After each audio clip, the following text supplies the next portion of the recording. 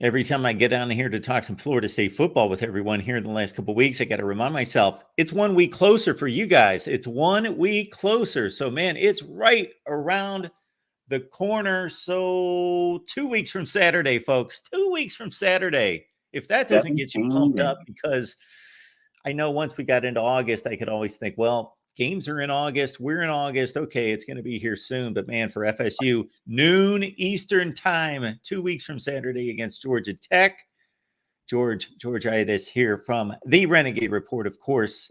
And that's a destination, folks. Just let's be reasonable here in regards to what's going to work for you this football season. George is there all the time. He's got the crew together. He and Jen, Deshaun, doing a bang-up job. If you're subscribed here, if you're locked in here, you join us on Wednesday nights, the Renegade Report. We'll drop the link in the chat. You got to be there as well to talk Florida State football. And here we go. George, what's going on today? Man, we're fired up. You said it. We're 17 days away from kickoff in Ireland.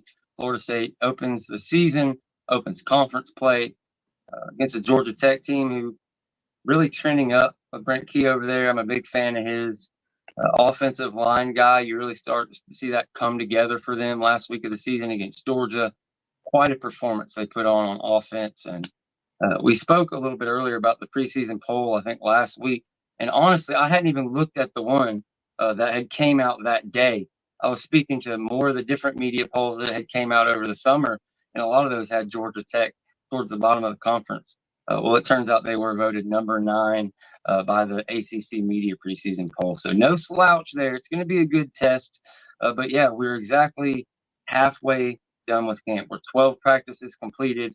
Florida State is over in Jacksonville. They get over to the University of North Florida every single year for a 2-day camp to just kind of, build relationships on the team. You get 2 hots in a cot, twin size mattress, bunk bed, whatever the case may be.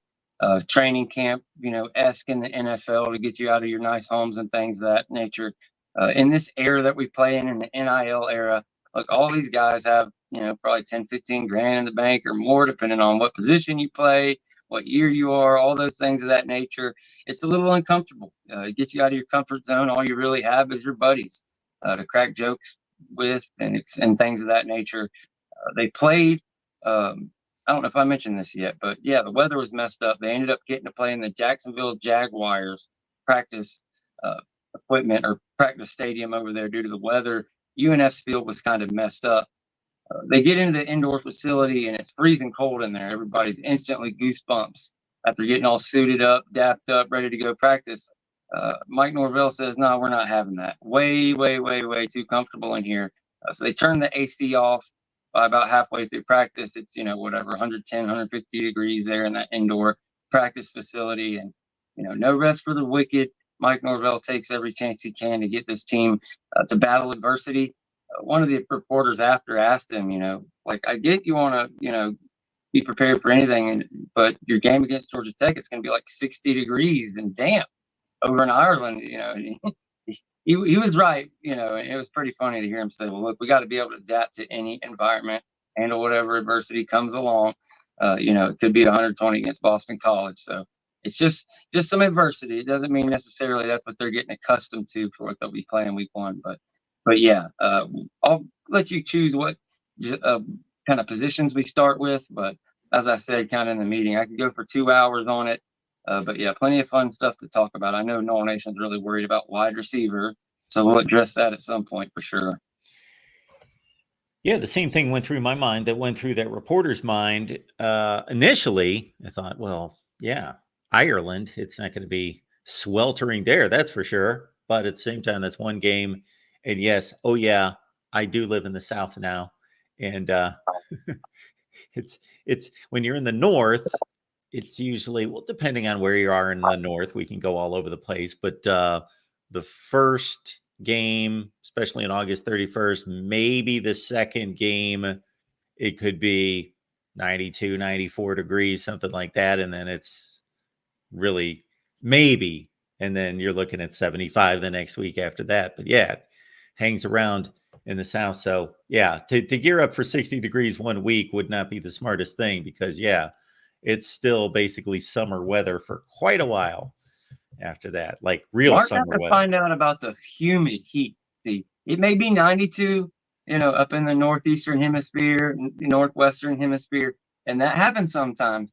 But 92 down here is a little bit different with that humidity. It's just, boy, it's just on you. It's like being in a sauna. Like really, I guess is the best way to describe it. Yeah, not for the the faint-hearted or whatever. So it was why it's pretty embarrassing back in the Taggart era for a Boise State team to come in and be better conditioned than you, given the kind of trial of fire you have there in front of you. But it goes to show you can really appreciate the little things with Mike Norvell and kind of this culture that Josh Storms and this whole staff has brought with them. We've got a real tough team, and the elements aren't gonna cause a win or a loss one way or the other with this team. We appreciate y'all being here at the Voice of College Football. This is our Wednesday show. We got George here, Renegade Report, and leave those comments and questions. All right. Fall camp. We're about the midway point here, so we should have something out there. I stated this at the outset of fall camp for everybody, that the unfortunate thing is that most of the news we'll get is somebody went down somewhere, and we've had a couple key injuries. Our friends with the Florida Gators have probably lost their star running back, at least for the first game against Miami, Montrell Johnson, and Nebraska lost its left tackle for the season a couple days ago, but nothing negative to report there with injuries. Everybody stay healthy for a couple weeks here. So far, so good. I mean, there's some little nicks and knacks and things. They don't do an injury report. Mike Norvell, he's not going to say anything unless it's a injury for the season. So you're not going to get, Timmy rolled his ankle, he's going to be out of practice for a week, things of that nature. So I don't know if y'all could hear me knocking on wood. Yeah, thus far we haven't had anything new major. Everybody knows about the Destin Hill injury that happened. He's seen around practice, but he's got a white jersey on, which is like a next level from a green jersey. Like he's throwing balls around, helping out, participating in some stuff, but coming back from an ACL. We'll be lucky if we see him at any point this year. Malik Benson was a little beat up at spring, had a little sprain, maybe something like that, but he's back 100%. Marvin Jones Jr. had been in a no contact jersey, I believe either today or the last practice was his, he's finally got that off. So he's at full speed. You can see the difference now. He's out there dominating that race with the defensive line against Mike Norvell every day. But yeah, besides that, everybody's in good health, as far as I know. The one thing I will say for this show, George, is our Florida State fans many times have to be a little tougher in this show because they get in a chat and it's not like 90% Florida State.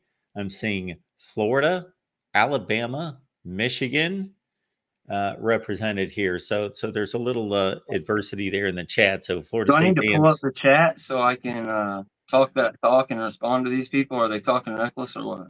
oh, there's just a couple low blows, a couple cheap shots there, just one or two. I got smoke for Florida. I got smoke for Michigan. Whoever needs it, I got smoke for them. Well, yeah. So our buddy George, we love George. George is phenomenal, but George roots for a team that, man, I don't know when they're going to have a winning record again. I don't know, because the one thing, George, as you well know, George, Renegade threw me for a Report, loop George. for 2 seconds until I looked down there. the thing that as well as I do in talking about that Florida Gators schedule, and folks, we got a Florida channel. We had a great conversation with Gators Breakdown just the other day, is their schedule this year, because of the way the SEC built it out, that's their schedule in the SEC next year too. They just play all those teams. The road just becomes the home and the home becomes the road. So I don't know that Billy Napier can catch a break. So George, I don't know if you want to be picking on the Noles, considering the way this series has gone the last few years. Yeah. Billy Napier has a tough row to hoe. He came into a situation without COVID, and this is what I've said all along, that was very similar to what Mike Norvell inherited. It was going to be a long-term rebuild, kind of a really crappy situation for different reasons.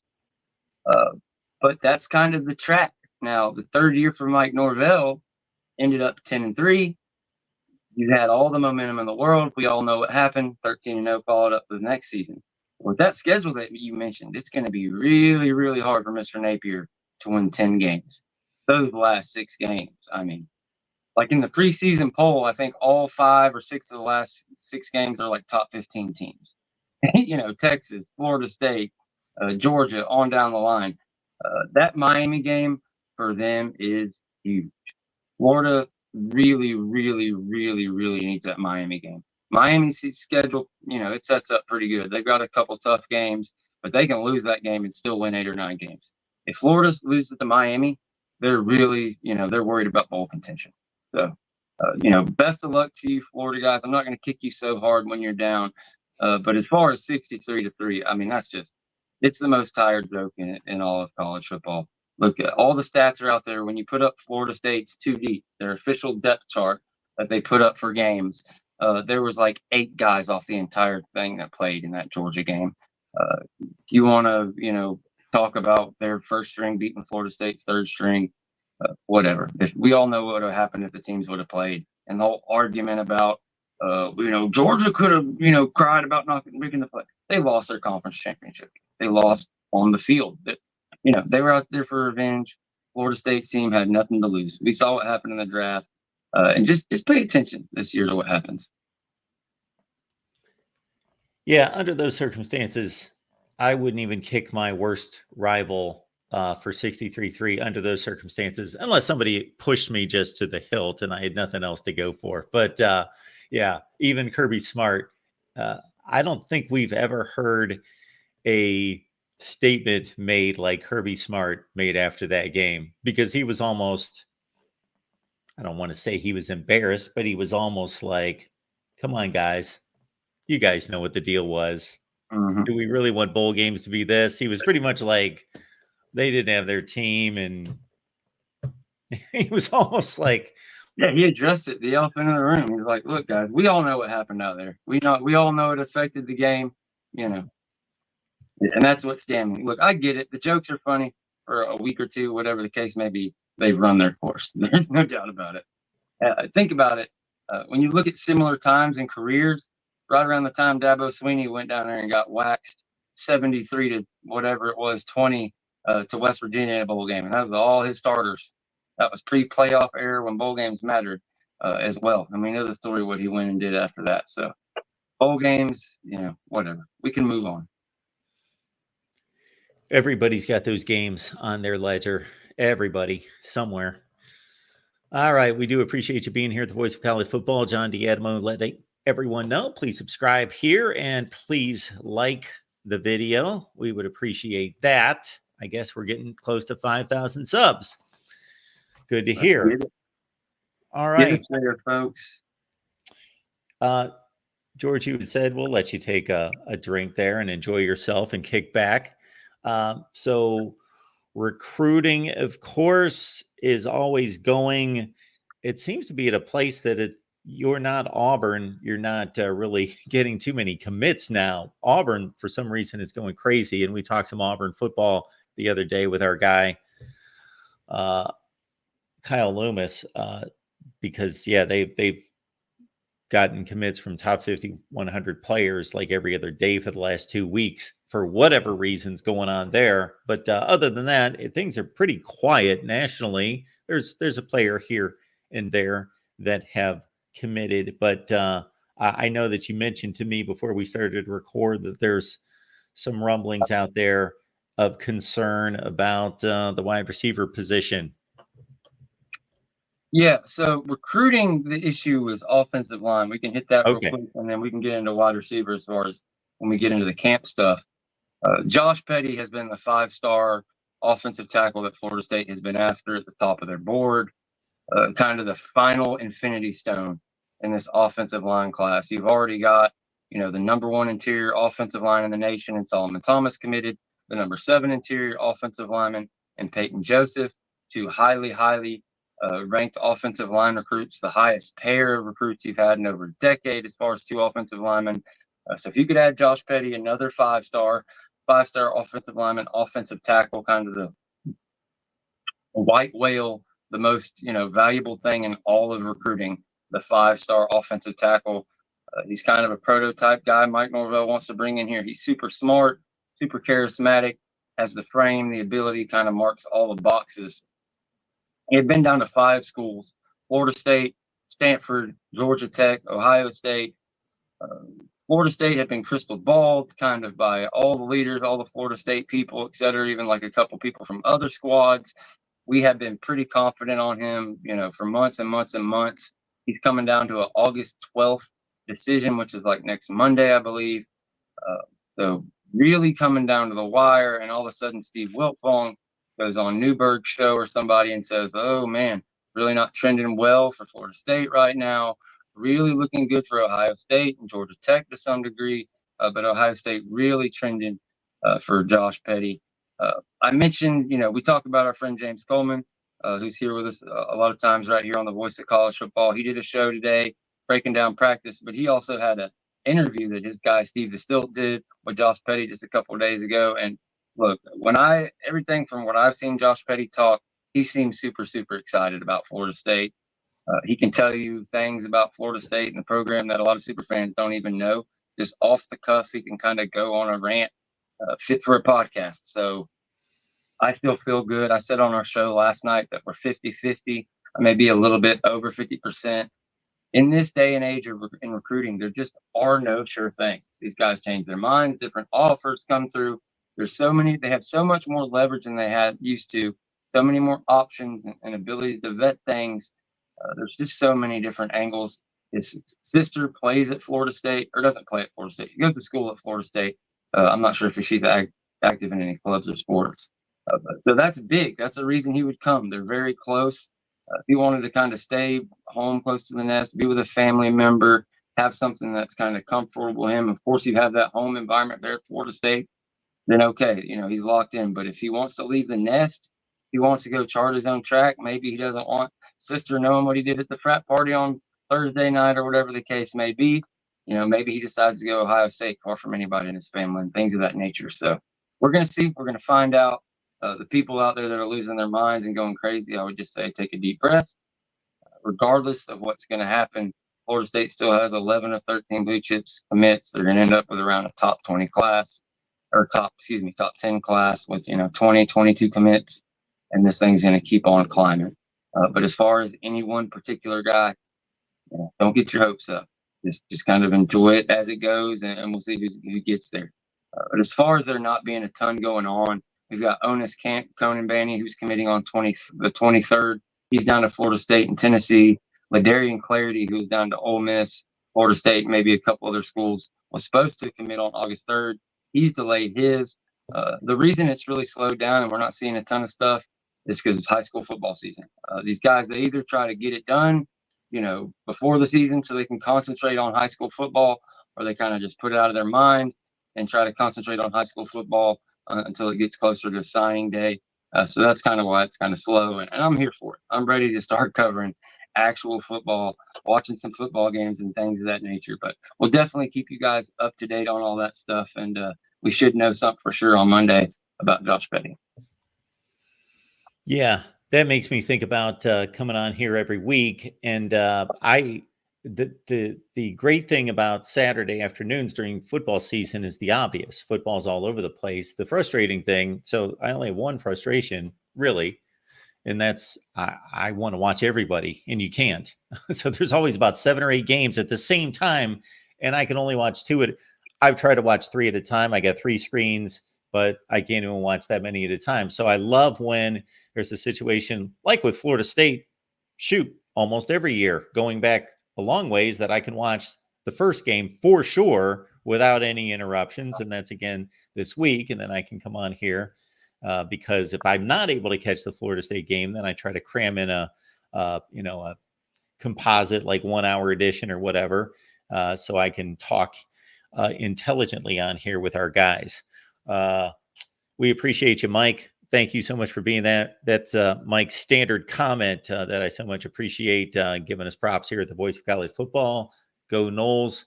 And he's been around. I don't know if I've been seeing you around the channel lately, man. Come see us, Mike. Where you been at, bro? There you go, Mike. It's time to get locked in. We appreciate you. All right. Jackson, thank you so much for dropping all these links. I got a favor for you. Please, Jackson, can you grab George's link and type something up and drop that in the chat? Thank you for doing that, Jackson. Thank you.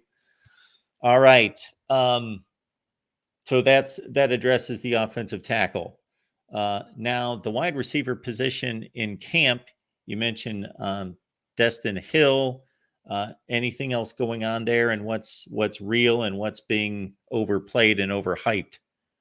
Yeah, look, wide receiver is probably the biggest question mark on this team due to the fact of the year you had from Keon Coleman, the year you had from Johnny Wilson. Giant years. I get it. The offense revolves around him. You had a senior quarterback and Jordan Travis coming back that it was, really locked in. When the first game started last year against LSU, you were at full power. You had so many guys, some transfers, whatever the case may be, some high school. You were really senior led, but you had a bunch of guys who were ready to go. You were the best you could possibly be. You could have practiced as much as you wanted for another 2 months. You weren't going to get too much better. You just had a bunch of guys who were at their peak physique and ready to go. By the end of the year, you had injuries. Obviously you lose Jordan Travis. You were a bit beat up. This is not that. This is a totally different year. This is a lot more like 2022, and the fact that you don't really have those jersey names. You don't have the wide receiver that's coming back with a bunch of production. So people are really nervous. Who is going to step up? Who is going to step up? Well, the word coming out of camp has not been reassuring for folks out there. It hasn't been the best for the wide receivers. And again, these wide receivers are going up against possibly the best defensive back unit in the entire nation. I would bet anything they'll be top 5, but they have a real shot to, be the best in the nation. So it's going to be tough. Nothing is easy. They look pretty good when you're seeing stuff against air and things of that nature. But for instance, in the practice today, supposedly there was a stretch of 13 incompletions against the defense. There's really no way to cut that other than that was a tough day for the wide receivers at practice. But guys, you've got a bunch of young talent in there. You're the most talented you've ever been in Mike Norvell's career. But guys are going to have to grow up. I think the Keon Coleman is the ultimate X factor in this because it blinds a lot of things. I think people forget, if you go back to last year, Keon Coleman was a late transfer addition. We didn't get him till the summer. Right now is when we found out about him. But before Keon Coleman got here, we were talking about Darion Williamson and Kentron Portier potentially starting for us. Okay, Micah Pittman transferred. We did not have a ton of stuff going. Johnny Wilson, could have been, the A1 number 1, and we could have found out with some of these younger guys. Hakeem Williams could have been kind of fed to the wolves, put out there, forced to kind of evolve. But, that didn't happen. Keon Coleman ended up being great. Luckily for this team, they don't start out against LSU and then have another 2 or 3 ranked teams in the first month. You don't have that gauntlet where Clemson is your 4th game of the year. So what they have is time to get this thing together. Don't overreact to any specific practice report, anything of that nature. They get Georgia Tech, Boston College, SMU, on down the line. The first 4, 5, 6 games of the schedule are manageable. They're going to be able to get better and better and better. The offense isn't going to call for a bunch of these passes over the middle and things, or whatever the case may be, that they really struggled with in practice today. We're going to get guys in good situations, hit some play action matchups, scheme guys to get open. But unfortunately for the offense, the Florida State defense has already seen all that stuff. They know all the tricks that are in the bag. Mike Norvell can mix them and match them and do things of that nature. But as they continue to install things, the defensive backs, they had a dominant day. But the offense has got their share of wins. Later on in practice, when it got into more situational stuff and 11-on-11, everybody I've talked to or listened to has said, yeah, they made some big plays. Morlock's out there making plays. Jalen Brown's making plays. A lot of these young pass catchers are making plays. So just guys, don't worry about the wide receivers. We're going to be all right. It's not going to be the end of the world. There is a ton of talent there. We just got to find out who it's going to be. Somebody's going to have to make that name for themselves in 2024, and it'll happen.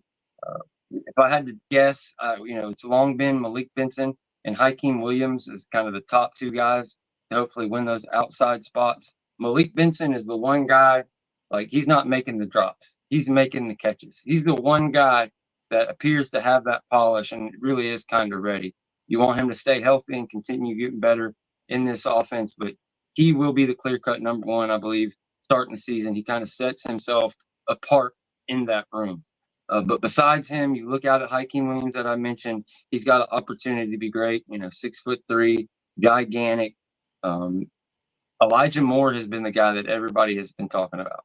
Just freak, making plays in double coverage, mossing people. Of all the drops and all the issues on the team, outside of Malik Benson, he's probably catching it better than anybody, which is pretty amazing as a true freshman to come in and be doing that. He has his moments. He's still got to learn, but an amazing talent. Jaylen Brown is right there along the same athleticism as Hakeem Williams. It's just his first year in the offense. So I imagine maybe you see something from him later on. But what Mike Norvell is going to be able to do is use this deep core, whatever it is, 6, 7, 8 wide receivers that all have the potential, and just not the proof. They got the potential, not the proof. He's got so many of these guys that within the offense, he's going to be able to figure out what Jaylen Brown does really, really well, and he's going to be able to attack that. He's going to be able to use them for outs or whatever the game calls for. So really excited. I'm trying to think who I haven't talked about the slot. Who's going to do in the slot? We got Ja'Kai Douglas coming back in the slot, who is just, he's kind of another steadying pressure presence there alongside Malik Benson. He's going to be a lot of fun, but not a guy that's going to carry, offense. Not a, go up and win in man coverage guy. He's a guy that is going to make plays on swing passes, matchups and things of that nature. But it's going to be a lot of fun. Darion Williamson, Kentron Portier, both those guys are back. You've got other freshman wide receivers. LaWayne McCoy has stepped up and made some real good plays. Tight end has been one of the brightest spots of camp. Amari Williams, again, a true freshman, one of the guys that's been catching the ball better than anybody on the team. Doesn't have as many of those drops. Apparently, Morlock, who I was bragging on early in camp, is having a bit of issues on those. Some of those drops for him over the middle.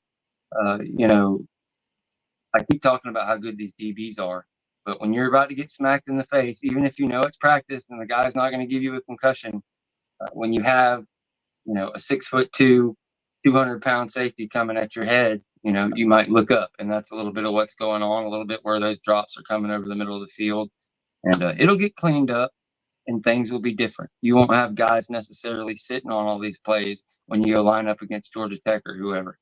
You're going to have some stuff that's schemed up. So yeah, if you have any more questions, I know I kind of wandered all over the place. I want people to know that there's plenty talent there. There's more talent than there has been in Norvell's entire tenure. Don't get too caught up in Keon Coleman coming in, being amazing, and then leaving out. Kind of look at the whole room. You can literally go look at position previews from the spring of 2023 before Keon Coleman was here. Look at that, and then look at where our wide receiver room is, compared to that. And I think you'd be really happy. I actually listened to my spring preview, or post spring review, whatever it is, before you got here, and I was blown away. You really wouldn't believe how much they've added. For as top 100 players, blue chip players across the board, there's a ton of talent. Just trust Mike Norvell and what he's been able to do every single year. We haven't talked about running backs, but I imagine running backs, the percentage of the offense, percentage of the passes they catch will dramatically increase. It could be somewhere up 40, 50%. Who knows? When you look at Jalen Lucas, Lawrence Toafili, Micah Hyde Danzy coming in, you have a wealth of talent at that tailback position in this offense. And we all know what the running backs are going to do with, Roydell Williams, Keziah Holmes, Cam Davis, Sam Singleton. Sam Singleton has had a couple really great days. Listening to James, he might have been the best back out there at all of practice today. Not to say he's the best back on the team, but today he was the best back out there in Jacksonville practicing a redshirt freshman that gets lost in the shuffle quite a bit in a very talented backfield. But a guy who's leans a little bit more built like Toafili, but maybe he can hold a little bit more weight. But he can really do some things, and he can run hard. He can run through a little bit more intention than Toafili did at his age. He had Adam Fuller like really upset. He broke like 4 or 5 tackles a couple practices ago. Maybe it was a scrimmage. Broke 4 or 5 tackles for a big touchdown run. So really, really, really excited to see those guys, and also get caught in the passing game. Every practice, you see a lot of those swing passes out of the backfield and those wide receiver screens from the right hash all the way out to the other sideline, and certainly will be a big part of the offense. And DJU does that effort. Good stuff, George. Appreciate the rundown at the wide receiver position. I gave it a very simple take this way when we did our breakdown with Logan Robinson. We've got it right here on the channel, folks. Is that so? There wasn't anybody that we ran through that I didn't remember being recruited and what the scouting report was and all of that, of being, you know, highly sought after, highly touted. And unless you have extremely bad luck and poor development and all those things, which is not the case here, do you take like 8 guys that are that gifted, that talented, and you strike out on all of them? Like, you should be able to find 3. You pretty much need 3, as long as they stay healthy, 3 guys, and you should be good to go. Oh yeah, and they're talented. Yep. Talented. And then the other guys may take a year or 2, or may never turn out. Maybe 1 or 2 never turn out, but they've got about 7 or 8 guys. So they need 3.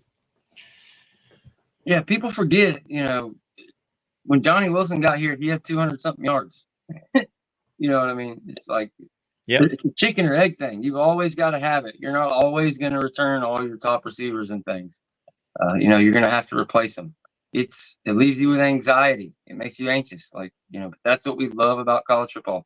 The teams change every single year, but you got to trust what your coach is doing and who he brings in.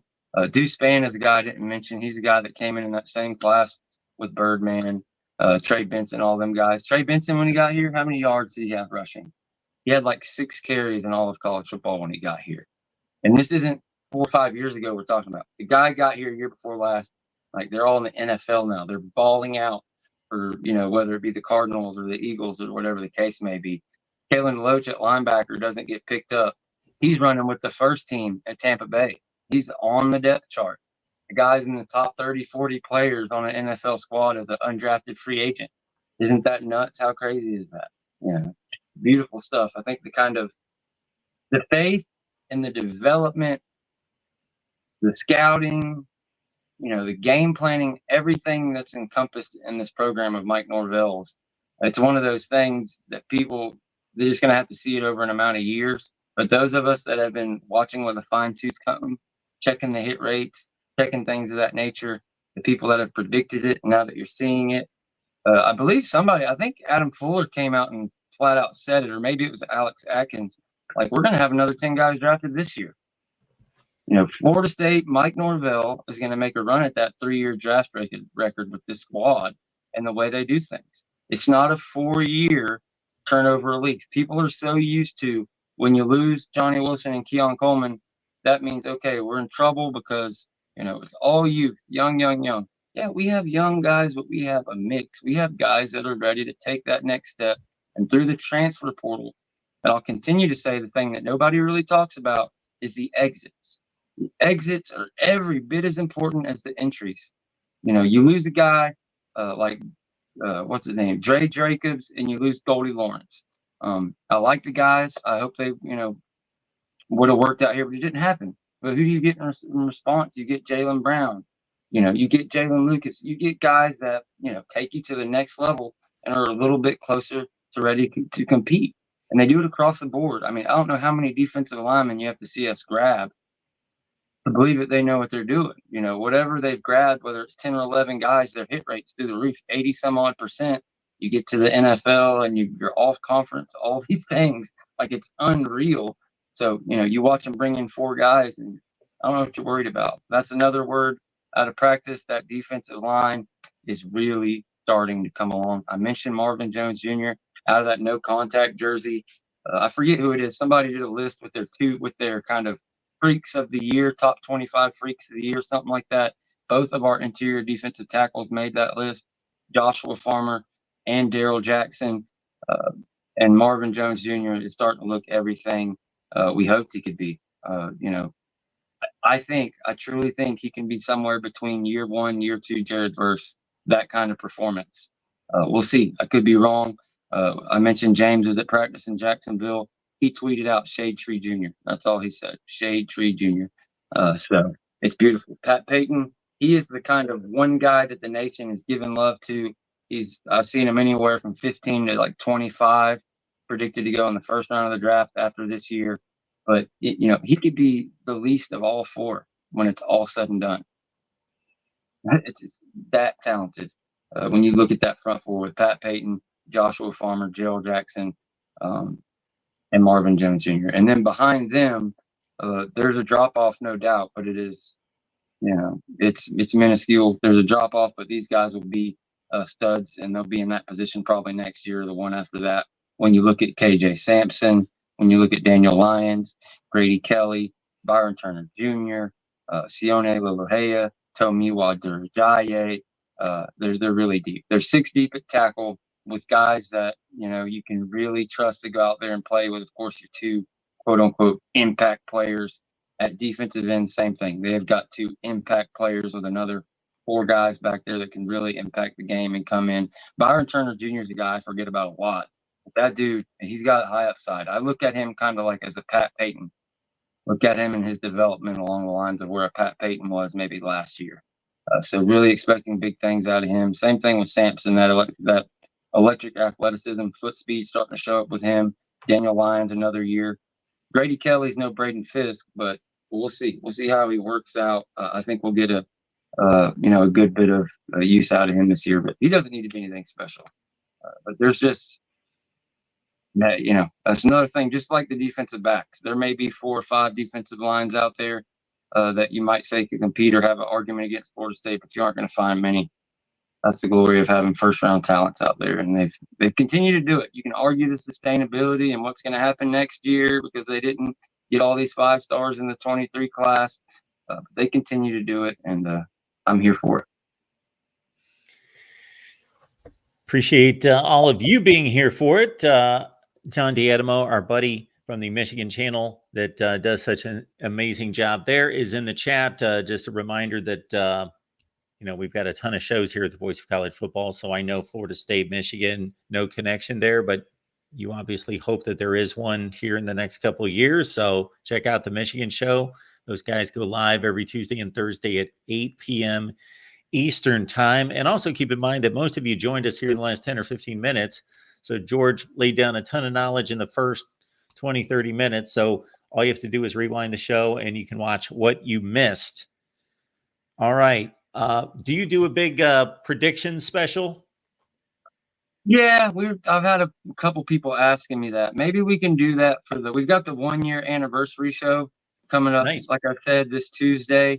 So I'm going to try to have Chris and maybe James join me for that, August 13th. Maybe we can go through it with them. I haven't quite decided, but yeah, we'll go through and we'll do a prediction. I can't remember if I went 12-0 or 11-1 last year, but yeah, we'll definitely do that. We'll make something out of it. Haven't done it yet though, so we'll have to hold off on this. Right, George. I hate to bring it up, but just want to check in on the court proceedings. I know that August 25th was a huge date that really isn't worth talking about, probably because we knew a long time ago, as you and others informed us, that nothing was going to get done by that date. But since we haven't talked about it for a few weeks, is there anything out there that would cause us to think any differently, or anything that's upcoming that we need to be watching out for? So we got the news last week. A.G. Moody finally got her copy of the ACC ESPN contract, of course, heavily redacted, and that was done on the back of a deal, handshake agreement, whatever it was. She said she would drop the suit. They would just, give her the copy. So apparently that redacted version satisfied what she was after. So I believe that finally was dropped today, that she filed a motion to drop the suit. So that wrapped up kind of the fifth part of the ACC versus the FSU and Clemson battle there. Yeah, August 15th is looking like dead donuts. Doesn't look like Florida State's going to announce there, which means they would be playing in the ACC at least through 2025. Unfortunately, like Mark mentioned, that was the most likely outcome all along. Looking like 26, with just praying for 25. That's kind of best case scenario. If something could pop off, if they could get some kind of great discovery prior to that date, somehow really get ACC to the table. But yeah, we've still got, what's today, the 8th? Today's the 7th. We still got 5 days for something to happen. You never know. But as it stands, none of these NCAA cases, nothing has affected it quite to that degree. There's not much to get into. Everything's kind of on a standstill. One of the North Carolina cases is headed to appeals. Just waiting around. The look of these court cases, that they're going to take at least a year, maybe a year and a half. The next date to look forward is February 2025. The question now becomes, can Florida State and Clemson settle or get a judgment before February 1st, 2025? Because, of course, that's the date that ESPN has until February 1st, 2025 to decide whether to extend the ESPN ACC contract through 2036. As of now, 2026 will be the last season of ACC and ESPN if they don't update that. So that's it. That's the stickler. That's the fly in the ointment. Should ESPN just not decide that, and Florida State and ACC are still in litigation, whatever the case may be, it won't matter. It's February 2nd, 2025. That'll be it. If they haven't already announced, Florida State and Clemson will be announcing their exit from the ACC because they'll know exactly what they're on the hook for. 1 year. And if they play in 2026, 0 years. They'll just be scot-free and gone in 2027.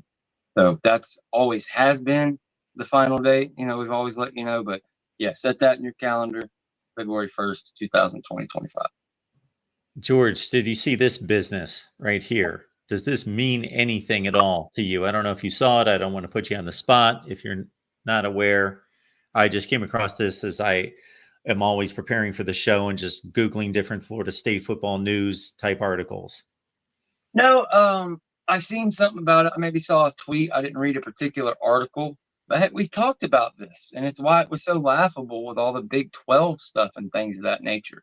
Florida State wants to go to the Big 10, outward facing, without doing a big press conference. Every single thing they've done has pointed in that direction. Your provost just came out and said, 3 years away from AAU tops. All the different research things you're doing, sending kids to Big 10 meetings, traveling to Chicago 3 or 4 times a year, all the things. But ESPN is in a position, where they're looking at losing FSU. If FSU leaves and goes to the Big 10, they lose them completely, outside of them playing in a college football playoff or playing an out-of-conference game. If they can get them to the SEC, it's going to hurt the ACC. But guess what? ESPN keeps them. And let me do a little math for you, okay? As far as national championships, as it stands across the country, SEC has, I believe, 18 or 19 national championships the last 35 years. The ACC has 9. The Big 10 has 9. Now, this is how they're not like when it happened, but as the conferences are currently constructed now. The Big 12 has 1. Now, should FSU and Clemson go to the SEC, that would move that to 24-9 over the past. I believe it actually over the past 40 years, I believe is what it is, what the stat is, something like that. But yeah. Now, should they go to the Big 10, all of a sudden things are real close. It goes around. Now it's more, 1917 Big 10 to the SEC.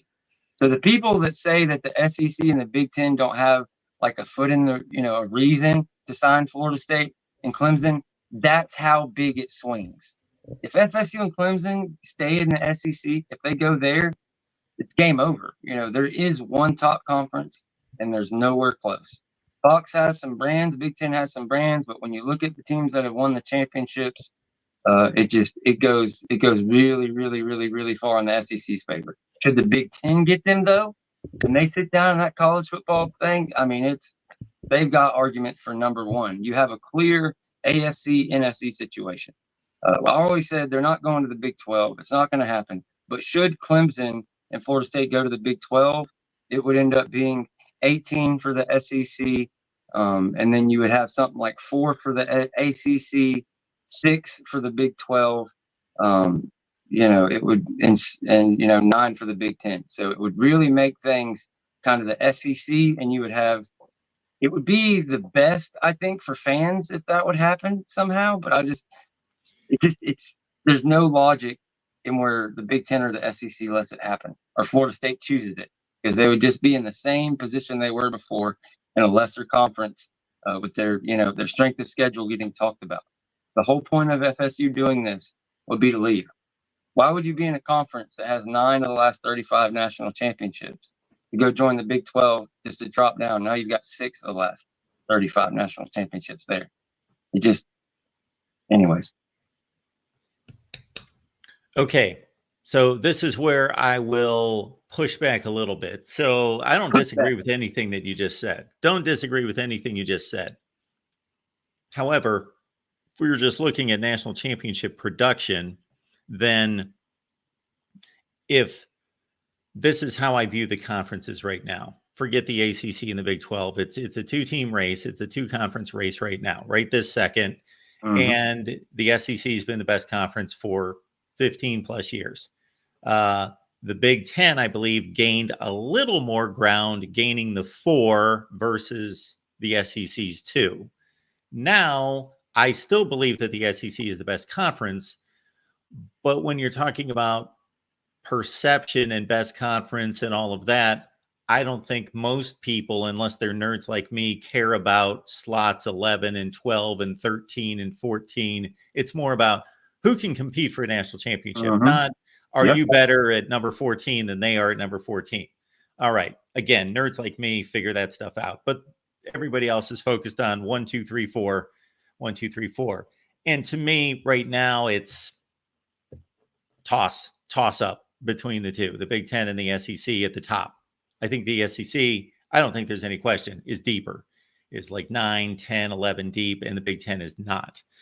But at the top, I will take Ohio State, Michigan, Penn State, Oregon, USC, when they get their act together, just about as much as I would take the top 4 or 5 in the SEC. Okay. Yes, if you add Clemson and Florida State, then you make the SEC so incredibly strong, deep into the conference, deep into the conference. In terms of competing for championships, yes, you add 2 more schools that have shown clearly, especially Florida State in multiple decades at multiple times. Clemson's, all is consolidated into one coach being able to get 2 quarterbacks and do it. We'll see what they're able to do in the future. Again, Florida State since 1980 has been a major factor. So yes, there is more of a chance that somebody's going to come out of the SEC and win a national championship, but versus like 3 schools trying to hold it down for the Big Ten at the very top. But that's basically how I see it, that there's still I'm waiting for the pushback. I don't think it's going to sway the elite factor of it that much. I agree 100%. That's kind of exactly what I was getting at. Like, just you got to go out there and do it. The perception right now is great, and I agree. Like, it's pretty damn close, but I don't think, as you alluded to in the beginning, it's going to be real hard to go make that argument the Big Ten is best just because of the titles that were won. The actual titles that were won. But Oregon, Washington, they could very easily get that going. I could see those guys getting there, and just adding Florida State and Clemson at it. They just add that factor, whatever it is. What is it? 3 of the last 11, and then 5 of the last 20 or whatever the case may be. It's pretty impressive. There's only 3 players in the game left that aren't in a power conference: Notre Dame, Clemson, and Florida State. Notre Dame is more of that perception for the old days. Clemson and Florida State, they have the playoff appearances and the national championships over the past 30 years. And it's funny you said Clemson. You went back to 1980 because Clemson did win it in 80, but yeah, they dropped 81. off Yep. after that. It's funny. They won it in 80, and then that was like, boom, you got it. You're going to be known for, never winning a big game for 30 years. But don't worry. After 30 years, we're going to give you Dabo Swinney, baby. But yeah, it's just funny when people talk about, Florida State's this and you don't see no point in adding them and things of that nature.